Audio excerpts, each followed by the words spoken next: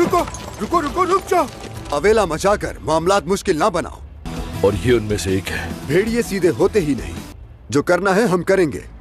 आ गए वो, उनकी आवाजें आ रही है। और आइंदा किसी को मिस्र में ऐसा हमला करने की जरूरत नहीं होगी। तुम ये बात अच्छी तरह जानते हो। जंगली भेड़िए उस तरफ नहीं से निभाते हो वादा। क्या हो गया? जान बच गई हमारी। मेरे महल के दरवाजे हमेशा खुले हैं। बल्कि इस तरफ है बहादुर। या रुकी, अपने फैसले पर पशेमान होने वालों के लिए। तुमने कहा था कारवां महफूज है।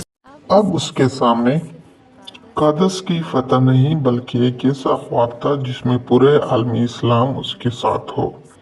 मगर इससे पहले उसे मिस्र की लोगों का दिल जीतना था, क्योंकि जंगें सिर्फ तलवारों से नहीं लड़ी जाती, दिलों को फतह करना असल कामयाबी होती है।